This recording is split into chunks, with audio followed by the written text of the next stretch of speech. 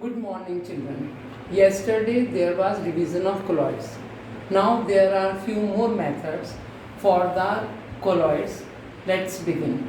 First one is the preparation of lyophobic sole of gold, silver and platinum. One method I have already told you yesterday for the preparation of gold sole. That was the reaction of gold chloride with formaldehyde. Now there is one more method that is known by the name of electrode disintegration or Briggs arc method. In this method, the two metal electrodes are struck in a electric arc. These are kept in a trough of water. Due to intense heat, these are converted in the form of vapors. There is a container which consists of ice cold water. At the same time, the condensation process takes place and these are converted in the particles of colloidal size.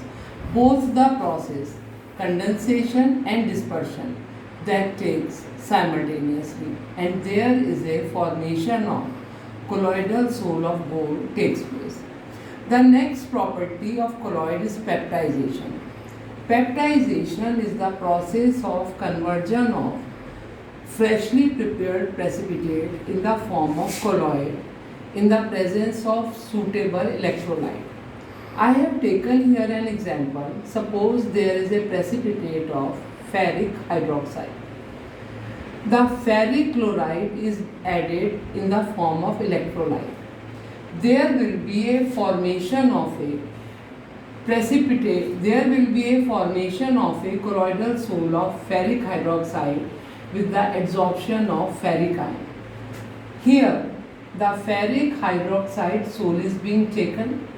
The electrolyte will adsorb at the surface of ferric hydroxide. It will break up the precipitate into the particle of colloidal dimensions and there will be the formation of colloid taking place. The next one is the purification of colloids. The first method is dialysis and electrodialysis. All the colloids contains small amount of crystalloids. The small amount of crystalloid is necessary for the colloid to keep the particles apart, but if it is in a large amount, it has to be separated. A bag is made that is made up of either cellophane or parchment membrane. The colloidal sole is put in this bag.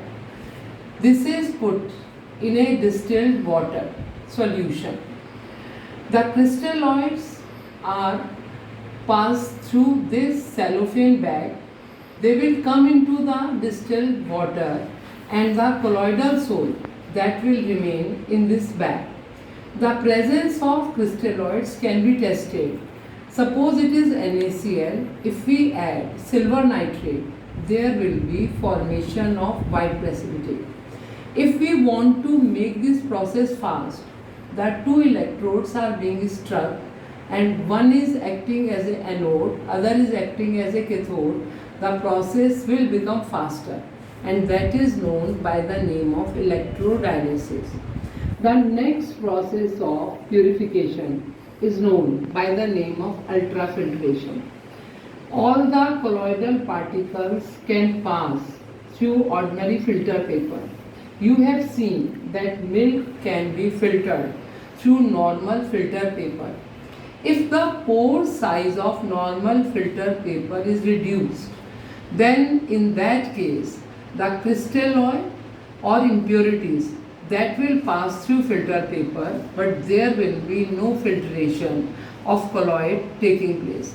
For this, a solution of collodion, which is a 4% solution of nitrocellulose in a mixture of alcohol and ether, is prepared. The normal filter paper is soaked in this solution. Then it is hardened by adding formaldehyde. The size of pore is reduced.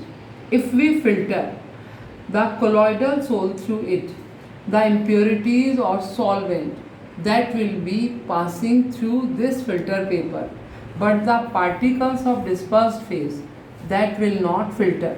Later on, suitable dispersion medium is added to make the fresh colloidal soap. Next are the properties of colloids. The first property is colligative property. As you all know, the colligative properties depend upon number of particles.